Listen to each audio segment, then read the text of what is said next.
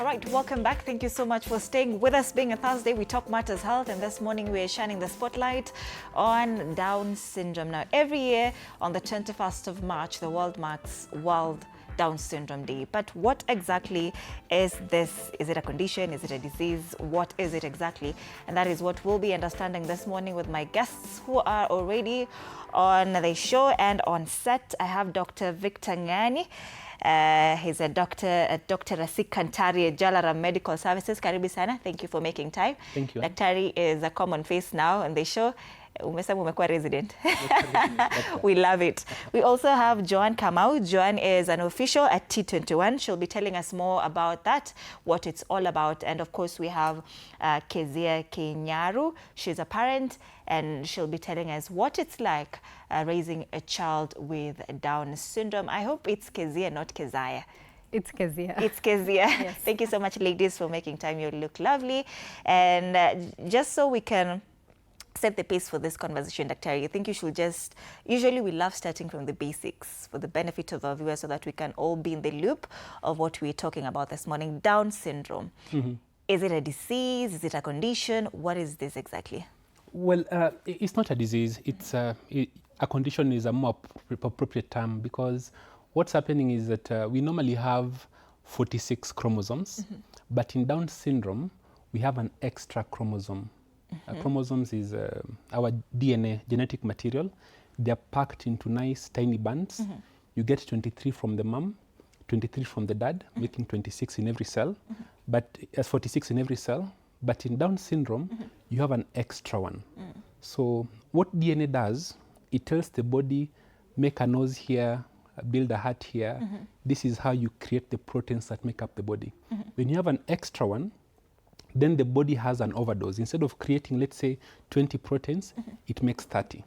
Those extra chromosomes then have an impact on the child as they grow up. So you'll see, for example, the nose is a bit flat, mm-hmm. The bones are affected somehow, there's some weakness in the muscles. This is because of that extra chromosome. Mm-hmm. So this is a situation where you have an extra chromosome, mm-hmm. it affects how the body expresses itself, mm-hmm. and as a result, it's a condition, you'd call it that, but it's not a disease. Mm-hmm. Mm-hmm. But when you say extra chromosome, is it just one chromosome or there are several chromosomes? It's just one extra. Uh-huh. Normally what you'd have is 46 chromosomes, mm-hmm. because you get 23 from the mom, 23 from the dad. Mm-hmm. This is how, during reproduction, just, they fuse, mm-hmm. make 46. Mm. But in Down syndrome, you get an extra one, chromosome 21. Mm-hmm. So now you have 47. Mm.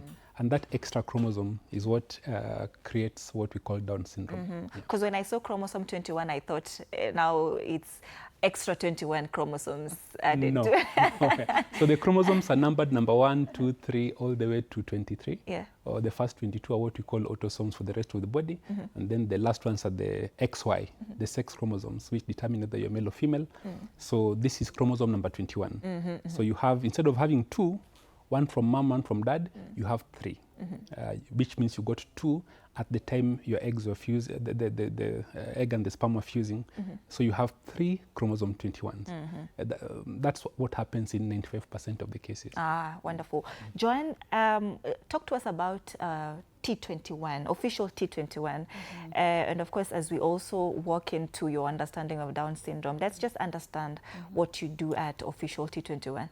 Okay. So T21 is a family support organization. It is a registered CBO. We are also affiliated to the ministry, the social services, and we're also members of the Non-Communicable Diseases Association of Kenya. And we came together as moms who had children with Down syndrome, just to, to walk the journey together. So basically, T21 is out there so that when mothers get children, they have a landing space. For those of us who joined earlier on, like the information was all over. And sometimes the best information, other than from Daktari, is through experience. And one of our moms, I think having walked the journey alone, decided, no, this was tough. So she kept collecting, and it was just through referral. I know a mom who knows a mom. And that's how we started as a WhatsApp group. And then later we have grown to that CBO. At some point we felt we needed to have structures. And we registered about 9-10 years ago. And we have moved since then. So we create awareness. We try to get partners, even with medics, because they are our first contacts when we give birth. And all they do these days is that they get a mom with a child with Down syndrome, they refer to T21 Family Support Organization. We have mothers from across the country, over 440 moms, and also some caregivers, a few siblings, and we are based in Nairobi, we are in Gumo. So other than awareness, we try partnering, we source for funds. And of course, on a day like this, where we'll have the World Down Syndrome Day, we go out there and just meet with the people to make them understand, other than the medical aspect, the social aspect of people living with Down syndrome. John, now that you're in Nairobi, where you are stationed, and you say you are, spread across the country, then now every mother who has a child with Down syndrome now comes to Nairobi for your meetings. What happens to expansion? Because I'm thinking maybe somebody in Narok is just here. Where do we push it? Mombasa. Let's go to Turkana even. Yeah, so it started out small, but when we got mothers from across the country, we now have cell groups. We call them cell groups. We have the Mombasa cell, the Nakuru cell, the whatever cells, okay? So in every cell, there's a team lead. So we coordinate. We have functions even in Mombasa. We've had walks in Mombasa. We've had medical camps in Mombasa. We've done fun days in Nakuru. And if we had more funding, we do across the country. But we engage, you'll find like Nairobi and Mombasa, that's where people have really opened up, come out to even say they have children living with Down syndrome. So you'll find we have a crowd in Mombasa and Nairobi. The other towns will have like 2-3 moms. And then again, Nairobi has our children, as Daktari will tell you, have a lot of medical challenges.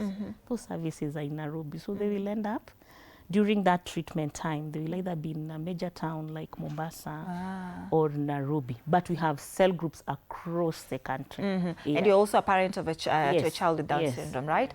But Kezia, talk to us about your understanding of Down syndrome. If you were to, of course, explain it to somebody who, Down syndrome, we don't talk about it a lot, right? But if you were to explain it to somebody hearing it for the very first time, I'm nasikianga tu Down syndrome, how would you explain it?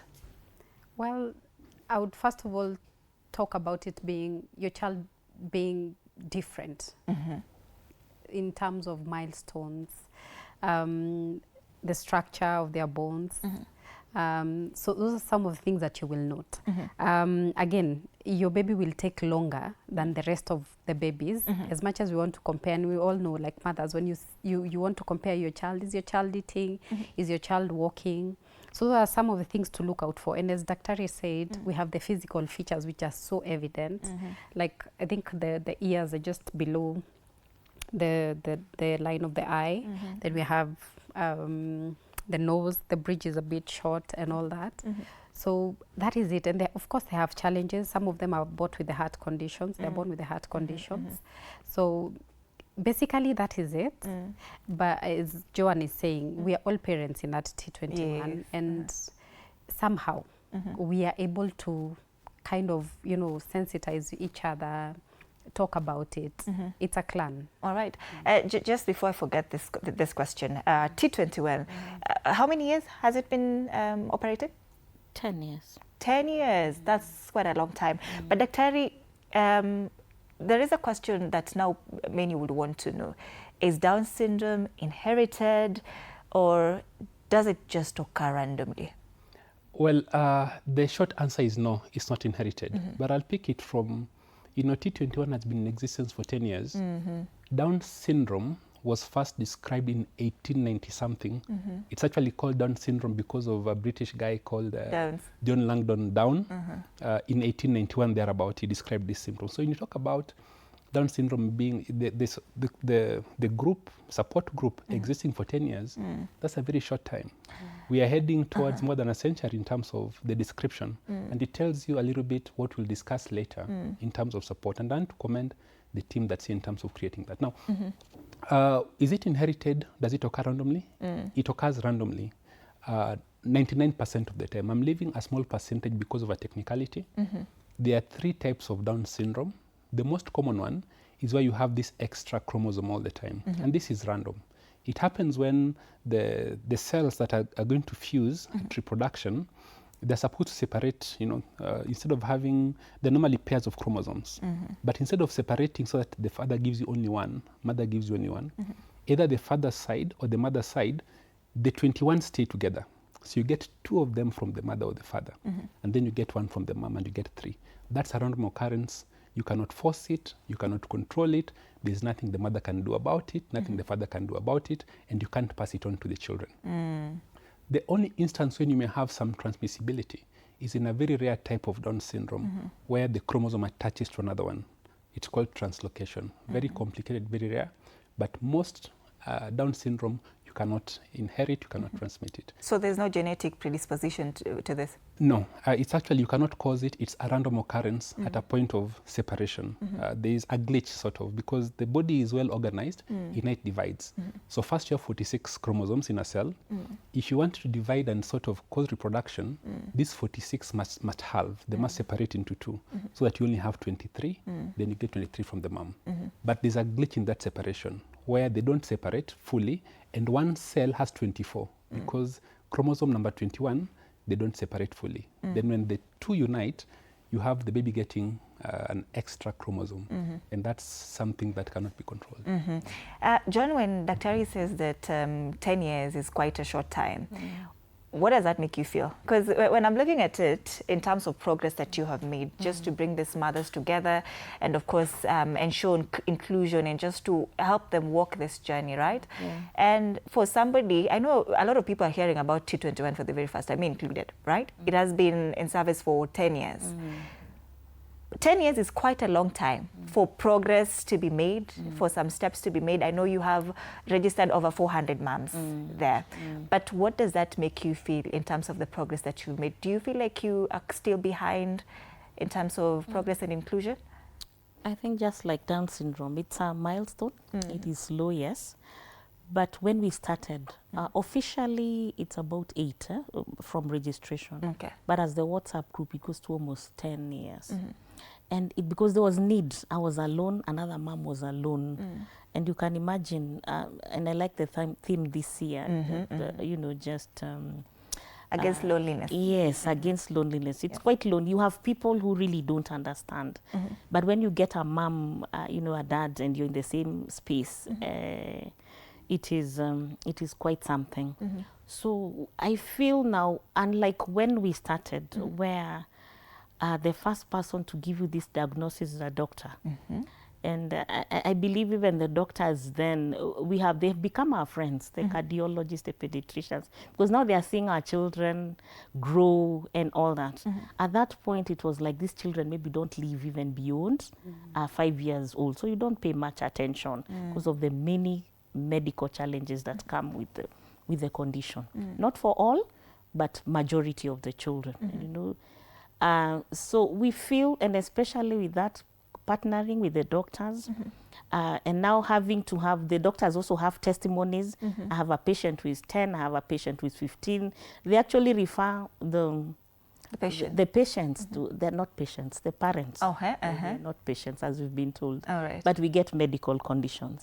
So it's a huge milestone that we have a stepping stone, because when we came in, we didn't have other than Google, and Google can be crazy. You just Google and you just say, my baby will not even survive. There is no data, and especially in the country, to support what has been done. And then the stigma, most parents would now hide their children and all that, not only with Down syndrome, but other disabilities. So we feel, yes, there are more children out there. If we had the capacity, we would try to reach out. We thank God for technology, because now we are there in the social media spaces. So it is, and especially being in partnership with all the doctors that take care of our children, it's a huge, huge milestone. Some of our team members have attended their conference and, you know, just talk about Down syndrome. When there's the book theory, but now when you see a living testimony, it's quite a good thing. So we've made, we would want to do more, like have our own resource center, whereby when across the country, so that you're in Mombasa and you're getting a child, you're just referred to that place, because it's not just about medical attention. There are other many things that come with Down syndrome. Yeah. So for us, it's a milestone, but we feel like now we're in a stagnant place. We need to do more. Yeah, not just creating awareness. How do we now empower these people that have children living with Down syndrome? Yeah. You feel you need to do more, so there's definitely people you'd want to come on board. Who are these? Of course, the government. When it comes to the basic needs, health, that this child is out there, therapy is quite expensive, and you need therapy like every day, because of the muscle tolerance that Daktari will tell you. Everything about the human body is muscle, really.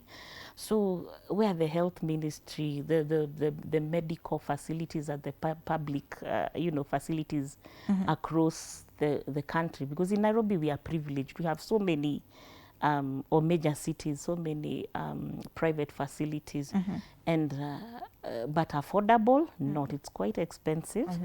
A public facility will charge about 500, but private up to 2,500 or more. So how many of these parents can afford? All right. So for health, for education, the ministry there again. All right. Well, and we'll be getting deeper into that, how education looks like, and of course the cost of treatment for somebody with Down syndrome. But Kezia, talk to us about what it feels like, or how it looks like from the inside, raising a child with Down syndrome. Just as the theme suggests this year, it's a lonely journey. First of all, because you're surrounded by people, but they don't really understand the journey that you're going through. Because it's only you that really knows this is what this child needs. Because again, there's no speech. The speech could be delayed. And so you are kind of using your instinct to try and understand what exactly this child needs. Then it comes a lot with a lot of health issues because of that poor muscle tone. When it comes to school, as Joan is saying, now that's a whole total different ball game. So as a parent, you just have to take a leap of faith, take one day at a time, and you just surround yourself with other moms who are going through the same journey, and I think it gets easier from there. I want to know more about the diagnosis of your child, right? When is it a she or he? It's a he. It's a he. Yeah. When was he diagnosed, and how did you actually find out that, you know, my child is a little bit different from the rest? And is he a firstborn? Am I last born? No, he's the second-born. So I'm just smiling when I hear John saying the medics are our friends. Yeah, at this point they are, but they were never. Like sometimes they can be so brutal, and I don't blame them. They're human beings. They're telling you as it is. They're telling you as it is. So I remember when I got Jaden, he's called Jaden, the second day, so I was told, something is off. And I'm wondering what is off. Second day of birth? Yes. Okay. And the doctor then, as she's like, yo, just take heart. We don't know what we can do. We can't throw away this baby. They might not make it, you know, but you hold on and see how long they survive. We cannot throw away this baby. Yes. Kezia. that was exactly it. So that's why I'm smiling, because I don't know, it's a way of breaking news, but you could be, you know, it could be a bit softer and, you know. Yes. Yeah, so from there you have to gather yourself as a mother and tell yourself, you know what? That's her report. We will survive. And yeah, 10 years later, we are doing perfect. Yeah. Development iko sawa. I'm actually quite surprised that we cannot throw away this baby. Yeah. The daktari will be coming to you because that is quite diabolical. Maybe I don't know whether I can. You know, there are things we can excuse as healthcare, or, you know, as human beings, and things we can't. Yes. And statements like those, for example, are the kinds of statements That is so insensitive. It's not only insensitive, it's unacceptable. I think if doctors are watching out there, I know people speak of those kinds of experiences, and we've gotten to a time where, you know, it's one society. We have different roles, but the reality is healthcare is the doctor and the person, and you really have to work together. And this old way of thinking that the doctor is up here, the patients are here, that's not acceptable anymore. And those are the kinds of doctors we need to get out of our system, because if you lack empathy, you lack compassion, you lack the basics. We do very poorly in communication in general, but that is not a communication issue. That's a heart issue. Right. We don't need that in society. And I know that people listening, they think a majority of our doctors are fantastic people, but once in a while you get people like this, and I think it's important to pass that message. You shouldn't take it, ma'am. You should report it to the board. You may think the board favors doctors. They actually don't. Doctors don't want to step at the board, and this kind of a case is that's an offense. It's an offense. Oh, wow. It's not acceptable. What does that mean? Right. So I think I do want to apologize, ma'am. It's okay. No. And whichever doctor that is, I'd be happy to know. Umshtaki kwa daktari. Because it's not acceptable. It's not. But I think it's totally fair to also hear from Joanne, if at all your experience was different with how maybe you were told that your child, you know, has Down syndrome, and you'll tell us if it's a she or a he when they were diagnosed, and how just how it was revealed to you that your child is different. For me, okay, on day 2 also. And the doctor... Something with day 2. Yeah, the first day they tell you your baby has scored well and all the nice things. On day 2, of course, the doctor says they want and when the doctor says they want a family meeting, then there must be something serious. For me, it was not the diagnosis, because when we were growing up, there was already a show of someone living with Down syndrome many years back. So, and when I gave birth to my child, surprisingly, that night as I held my baby, that thing just, you know, there is something just, you're thinking about it, just came Down syndrome. And the doctor tomorrow says they want a family meeting. And for me, it was not the Down syndrome diagnosis, because I'd seen someone with Down syndrome before and they were doing well, on TV, that is. Oh, wow. What the doctor said, the things that come with the condition from the heart. You know, your day 2, you're being told these children have a heart issue. They might not see properly, so there's an eye issue. And because of what Kezia said, the ears being, they might not even hear well. They might not speak, they might, you know, those on day 2. Yeah. So for me, it was just bad news. And I was like, God, why would you take me so far to have this child? Only for me, it was death. Like only to take the baby. So for me, it's a lot. It was too much for day 2. Just, you know, I've known the condition and what the condition comes with. But I cried, of course, prayed, and I just told the doctor, I'm not leaving this hospital until we need to do any tests. Yeah, those tests are done in South Africa. Then the karyotyping, I think, was not in the country. South Africa. Yeah, and it was quite expensive. And I'm asking the doctor, I mean, are you doubting that he has Down syndrome? Now I was in charge. No, he has Down syndrome. So we are not doing that test. Let me just move with them. So, of course, the other doctors were called, the cardiologist. So I decided I will do the tests that are necessary while I'm here, before I go home. By the time I'm going home, I know what I'm dealing with. So I think the doctor saw how I reacted, and now she came down, like, she actually became my friend through the 1 year and monitoring how we worked with my baby. But on that day 1, day 2, I cried my gyna was telling, Joanne, you're a strong person. Was it kitu kidogo? Your firstborn or secondborn? My lastborn. My 2 elder, I have older children, 28 and 25. Wonderful. This one came way after. Later. 14 years later. Oh, wow. So definitely you had time to see that this one is quite different. Yes, immediately. Not different as in, I didn't know, by the way, the complexity. Even as she was telling me about the heart, the eyes and everything, it really didn't hit me that hard until when I walked the journey now of the treatment. Yes. All right. I want us to get some feedback so that we can see what the people are saying online. And once again, our socials, TV47 Kenya on Facebook and on YouTube. Let's sample some of your feedback. On Facebook, Brian from Kisumu says, honestly, many young people don't understand Down syndrome. Schools should teach more about it so we grow up more inclusive. That is Brian. We have Mama Grace watching from Nakuru, and she says, in our time, people used to hide such children. I'm happy things are changing, but families still need support and acceptance. We also have Kevin from Eldoret. I've seen people with Down syndrome on social media doing amazing things. They're capable. We just need to give them opportunities. Still on Facebook, we have Wanjiku from Kiambu, and she says, the challenge is not the child, it's the environment. If we had better healthcare and support systems, families wouldn't struggle much. All right, these are just some of your feedback, and of course, we do encourage you to keep sending them. Our WhatsApp line is also very active, and just to remind you, 0793-267-279 is our WhatsApp line. Now, Dr. there's a lot to talk about here.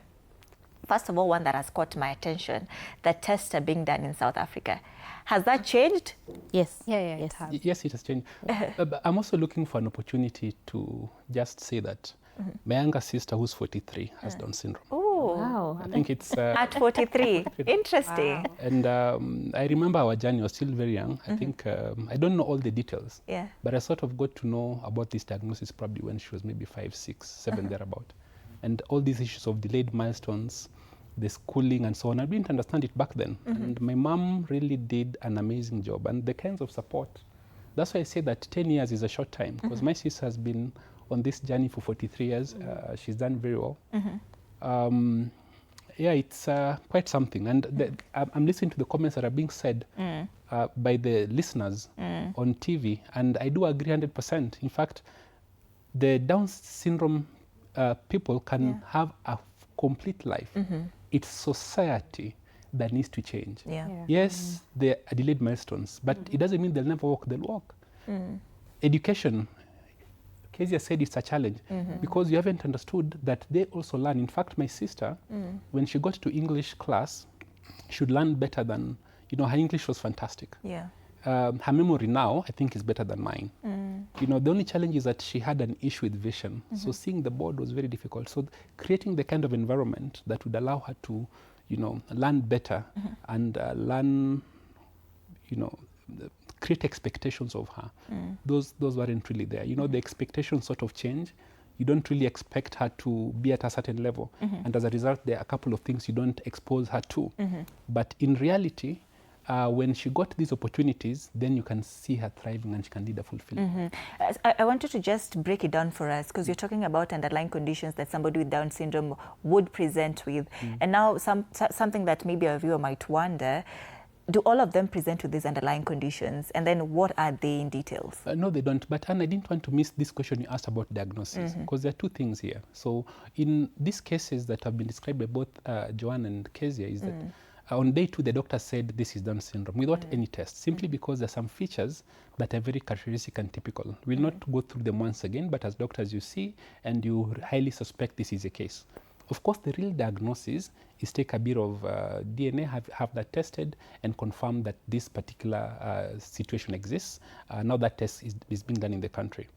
The challenge doctors face, I think to some degree, is having to disclose very sensitive and potentially disturbing, conversations to a mom who had certain expectations. Then you tell her, this is the situation. Now you have to disclose this as early as possible. I'm happy that Joanne has given her experience, which is a difficult conversation for doctors, but you can see how it played out. Because if you make the diagnosis early and find a way to bring the family to understand where we are, then the options are more, and you begin to build early. Rather than, I've had instances where there's something unpleasant that has happened or been discovered in a child, and people don't disclose.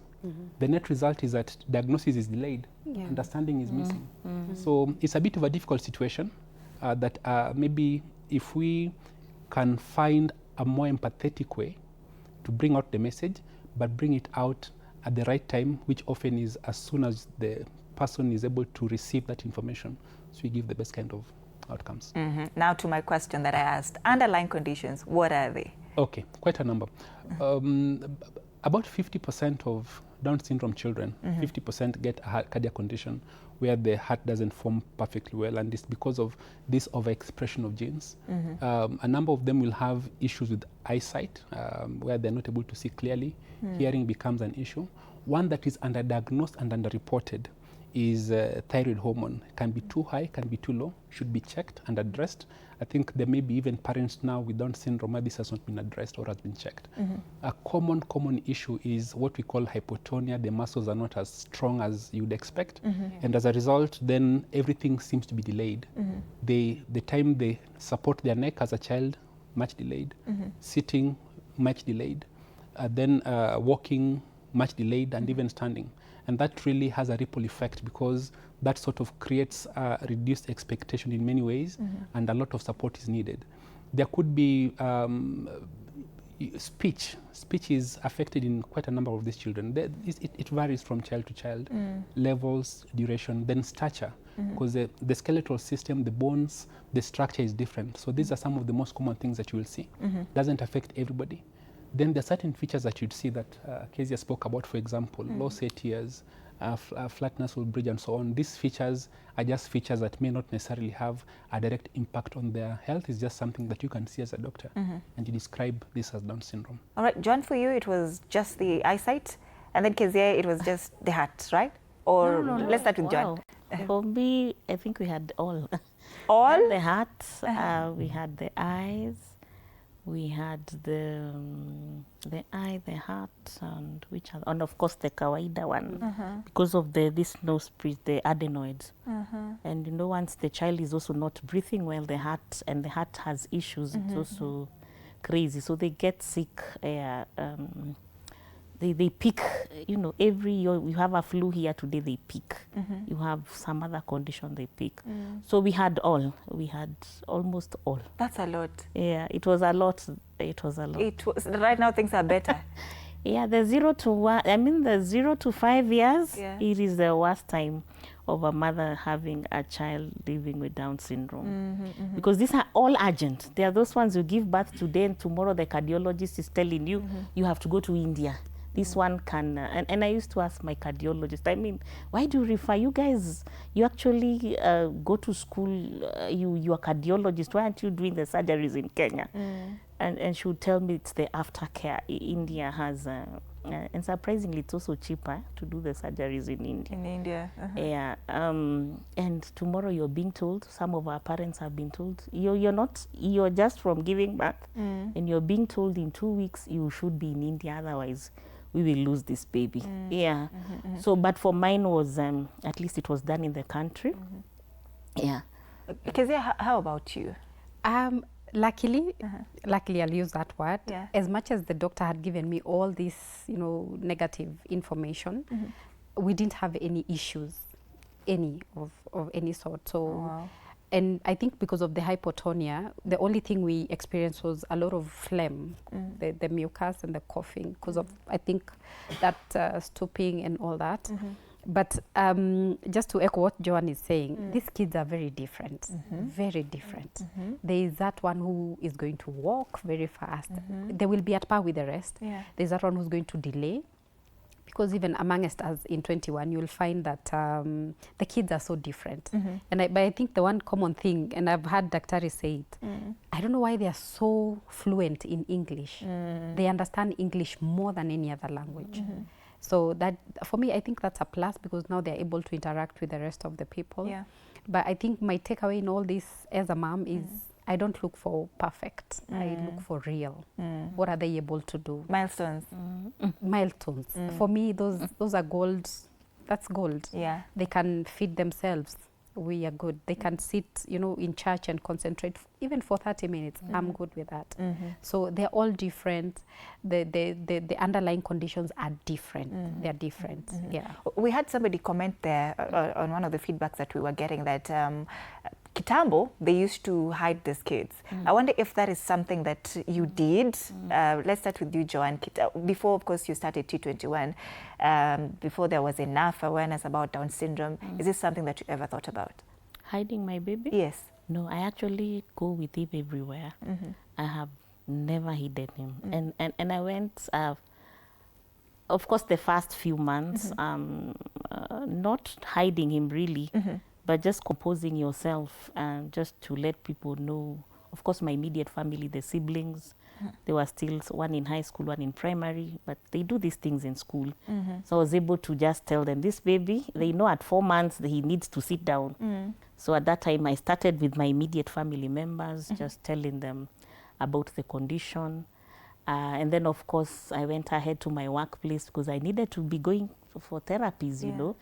I had to tell my colleagues that, you know, hata leave haitaweza, so you have to bear with me.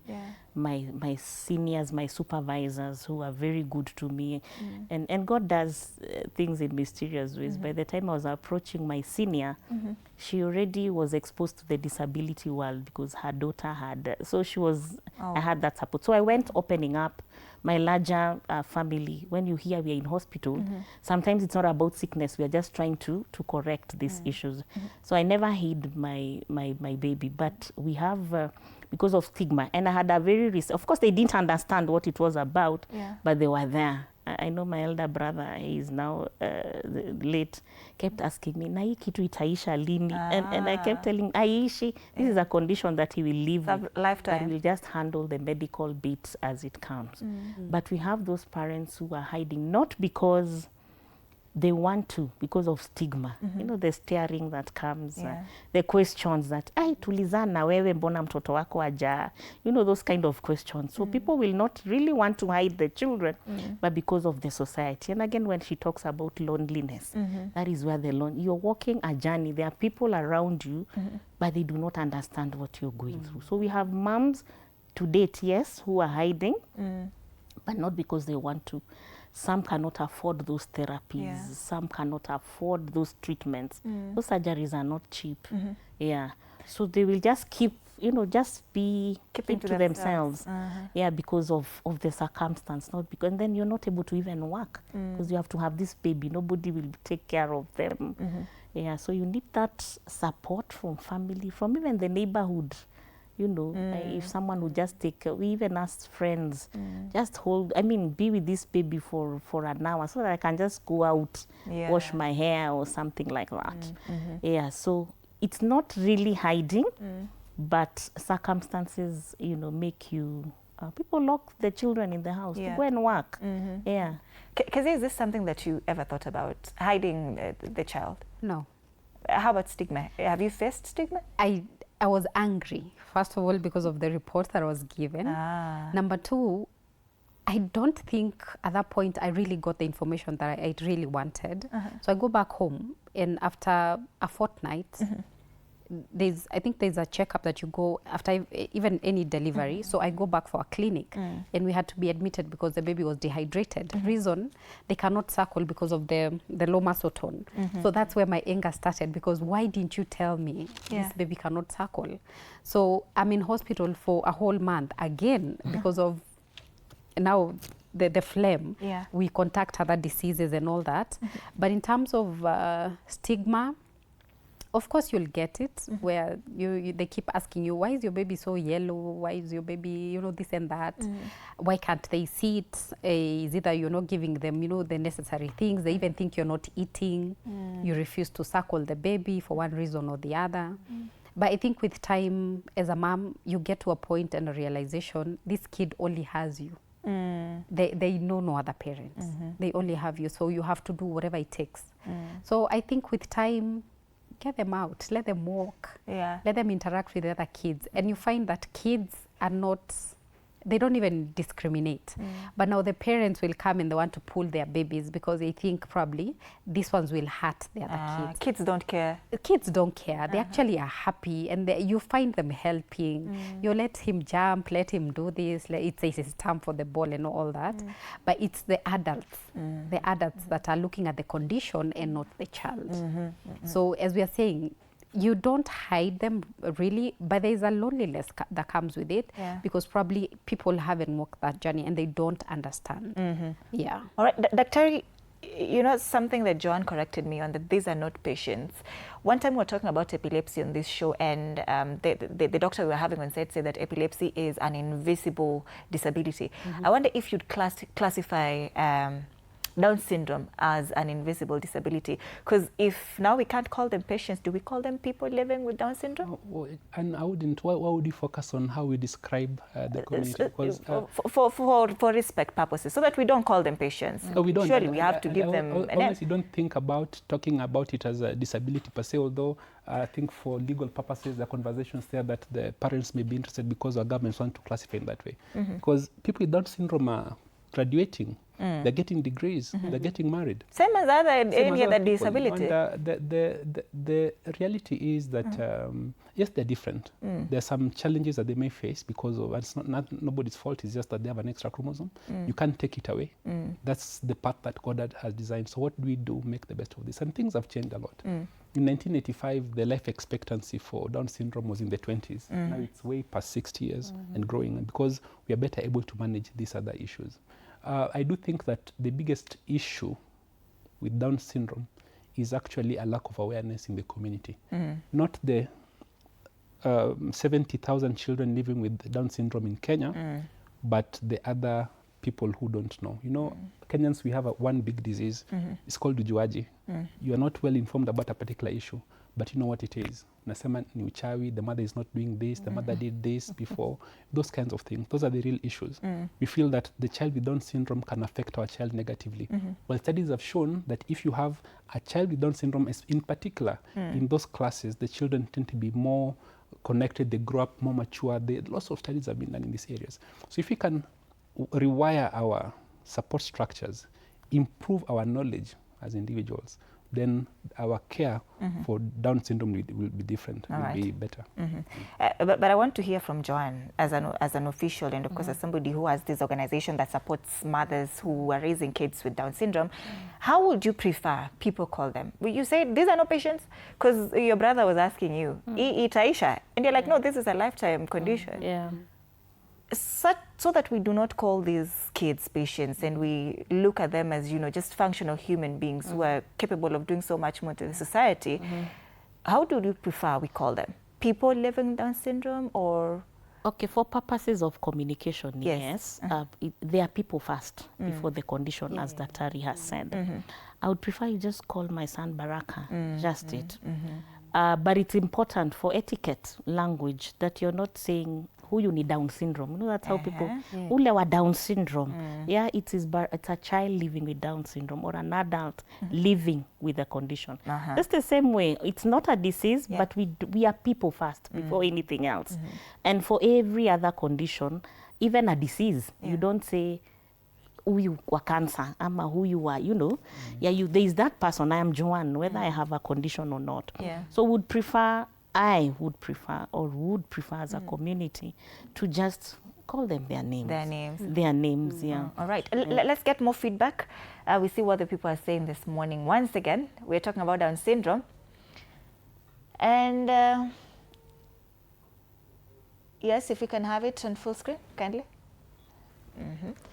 Aisha from Mombasa says there's still stigma, especially in some communities. People think it's a curse, which is very wrong.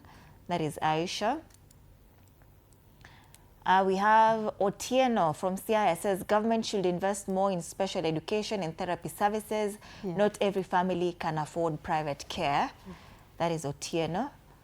We have Sharon from Nairobi says representation matters. When we see people with Down syndrome in media and jobs, it changes how society views them. We have Anne from Nairobi. She says children with Down syndrome are a blessing, but society still lacks awareness. We need more education so people stop treating them differently. Before, just to start from that particular point, how is education like, accessing, you know, schools for this children with Down syndrome, Kezia? Getting a school for your child. It's difficult. One, you get to a school, they will tell you it's an integrated system, but basically you just know. You don't, you get there and you ask, do we have a special needs teacher? And you're told no, but the teacher, the regular teacher will handle. But we all know if that class has like 40 people, students or pupils, then it just means that that child will need extra care. So we are lacking that, and then there are those that will turn them away because probably they think it's too much to handle them. Then there's the cost, the cost of accessing this education. So it's not easy. It's not easy. Yeah. Talk to us about health, Joanne. The cost of treatment. Of course, you started by telling us, sometimes it costs 500 to 2,000. And I wonder how many sessions or, per day or maybe per week or per month that a parent should have to take your child for. Just walk us through that cost. Okay, at birth, depending on the condition. If a child has a condition, heart condition, for example, yes, you will not start the therapy, the occupational therapy immediately. You will need to sort out the heart, because remember, you're also using a lot of energy. Yeah. The heart uses a lot of energy. So you will deal with the heart first before you start the occupational therapy. But it is supposed to be immediate and on a daily basis. For them, the occupational therapy helps with the muscle, building the muscle so that they are able to, to strengthen the muscles. And everything about our body, I think that Tari will clarify, is about the muscle. Yeah. So if these muscles are because of the hypotonia, are not strong, so you need the therapy. If you can afford daily basis, or at least a minimum of 3 times in a week. So even let's say in a public hospital it would be going at 500, that's about 1,500 per week for a person who does not have an income. And you do it until your child attains the milestone. It's not just about walking. Are they able to eat? There is the speech. The speech is not just about the language. These muscles around your mouth, your tongue, and because of the way they are, their tongue tends to be longer. So even attaining the language becomes difficult. So it is something you have to do as often as possible to achieve milestones faster. So it's quite expensive, and most of our moms are not able to afford. And that's how we come in. We do our fundraisers, like what we'll be doing on Saturday during the World Down Syndrome Day, to raise funds to really support. We'd want to support all the mothers that are not able to afford. What we do is just pay the national insurance, like now the Social Health Authority. We bring these few women. Sometimes we get a donor pay for more. Sometimes we just from these fundraisers, we are able to pay for a few. I think now we are paying for only about 10. We've paid for 20, for 30, depending on the funding. At least then these moms can go to the public hospitals, do the therapies, do the heart surgeries, and any surgery, because it's covered partly by that cover. So that is one of the things we source funds for, to sponsor our parents for at least a medical, that national medical cover. Because the first thing we tell you once you join, ensure that you have the national register for the national health cover, so that when you need to do the surgeries or the therapies, there's some reprieve here. Dr. Maybe if you could just debunk for us some of the myths that you see go around with regard to Down syndrome. There's one that I saw somewhere, that the quality of spermatozoa could lead to maybe a mother giving birth to a child with Down syndrome. Is that true? And just walk us through some of the myths that you'd love to debunk. Well, I hope that when I explained that in one instance there's a glitch that happens that results in one extra chromosome being passed on either from the father or from the mother. And that's really the main issue. It's not something that you can look forward to replicating. It's not something that can change, you can do anything about. So that's consider that a myth. Is basically a glitch that happens very randomly and can happen to anybody at whatever level. Second thing people think is that people with Down syndrome, culturally, a lot of the things have been described here, what the causes are, that it can be transmitted. No, it cannot be transmitted. That this is something that the mother has done, the father has done. Those are all are not realistic expectations. There is this perception that children with Down syndrome cannot live a fulfilled life, cannot live long. You know, I was very surprised by that comment, ma'am, because this is 2026. I don't know what kind of doctor doesn't know what the expectations are. Of course, there would be concerns about the kinds of cardiac conditions you may get, but you have to have a diagnosis to say this is the situation. So those kinds of misconceptions do exist. The fact that people think they cannot learn, they cannot, you know, those are not accurate considerations at all. And there's a lot of history, a lot of information out there showing that, in fact, Down syndrome children can actually do quite a lot. They can achieve independence. They may be delayed, often they are, in terms of their milestones especially, but with therapy this works. I wanted to comment also on the cost of care and to tell the parent out there with Down syndrome, it gets better. I'm not just speaking from medical point of view, I'm talking from experience. I've lived with my sister for 43 years now, and the early age stages are very expensive, she said, therapy, but then when they pick up, she's doing everything by herself. Very rarely does she go to hospital. She doesn't like going to hospital at all. And those costs will come down at some time. What are the chances of a parent who has a child with Down syndrome getting another child with Down syndrome? And good question. Put that chance at close to zero, because it's a random event, a random occurrence during the time of fertilization, if I call it that. And the chance that there's a glitch, that glitch will recur, I want you to understand it doesn't exist. The normal risk of getting Down syndrome is for every 1,000 live births, you get about 1. In Kenya, it's about 0.8, meaning that on a daily basis, you're actually getting 2 to 3 children in Kenya being born with Down syndrome. But the chance that you're going to get a second child with Down syndrome, yes, anything can happen. You can get the same glitch in a different pregnancy, but it's extremely low. It's not something that you'd expect that will happen. All right. As we come to the end of this conversation, mums, very lovely mums, what does this day mean to you, Kezia? World Syndrome Day. It will be on Saturday. But of course, we've celebrated this day yearly, every 21st day of March. This year, we are looking at Together Against Loneliness. But such days, 21st of March, what does it mean to you as a mom? It's first of all a privilege because we get to be a voice to many moms out there who probably do not get the platforms. We get to put word out there that it is okay. It is okay that there's a community that is surrounding you, and it's okay to come out and, you know, share your experiences and give the best to your baby. And also, like, sending messages, sensitization to the churches, the schools, people around us.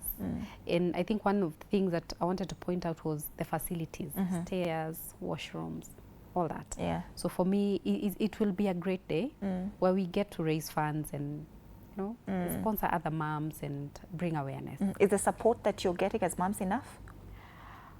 Well, it varies. It varies, but would need more support, especially on the side of therapy. It is quite expensive. Diet, it has to be, you know, a bit customized for every child. But for me, healthcare and education, those are, I think, the things that we should focus on more, and especially therapy, because even as we are talking about the government hospitals, I think Joan will concur with me, they are not easily, like, accessible, you know, and this is something you have to do like thrice a week. So yeah, that support would come in so much, you know, it's so much important on a particular. All right. John, how about you? This day, the 21st day of March, what does it mean to you, looking at all these years and all the milestones you've been able to, you know, to achieve, to walk, tuambie? It feels like a birthday or a Christmas. You know, I would really look forward to, because that is the time we get the opportunity to even come to our partners like you who give us airtime. And yeah, that's how it feels to me, like a Christmas, like it's a time to also celebrate, like showcase. I mean, you said we would not do this. Come and see us, you know, like the walk on Saturday. Come and see our children, walk with them, play with them. So it's really exciting. It is tough, of course, all the planning. You need finances.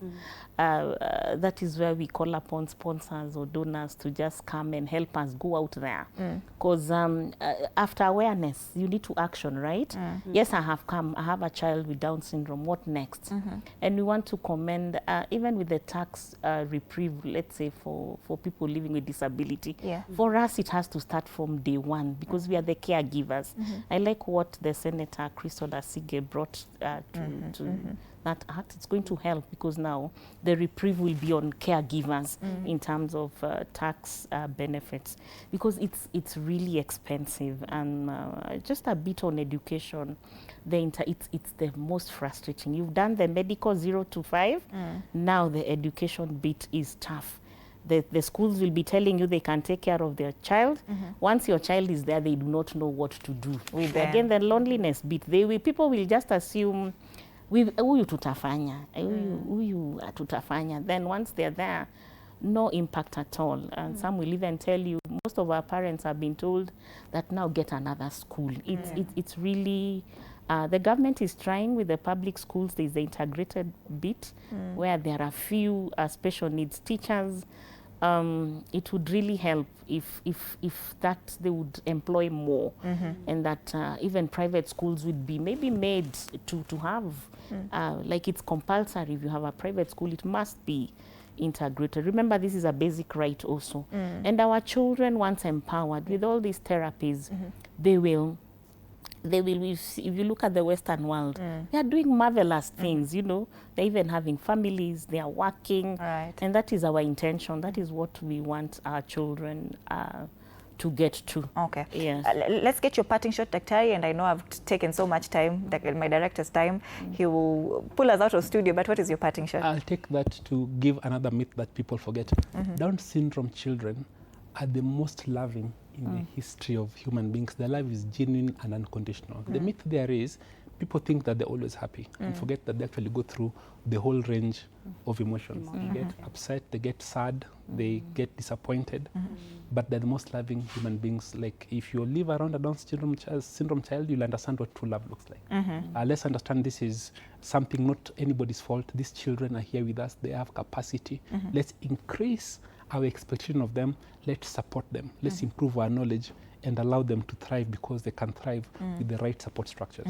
All right, that's it. The conversation you're having this morning is with regard to World Down Syndrome Day. It will be this Saturday, the 21st day of March, of course 2026, because every year the world marks World Down Syndrome Day.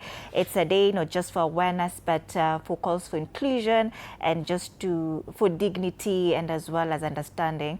And my guests were Dr. Victor Ngani, Dr. Asik Kantari, Jalaram Medical Services, Joan Kamau, an official at T21, and of course Kezia Kinyaru, a parent of wonderful children living with Down syndrome. Thank you so much, ladies and gentlemen, for making time for us to have this very insightful conversation and to help us just understand what it's like, you know, living with Down syndrome or taking care of somebody living with Down syndrome. That brings us to the end of this conversation. Thank you so much for watching. Happy Eid al-Fitr, and we'll see you next time, inshallah. My name is Anodida. Good morning.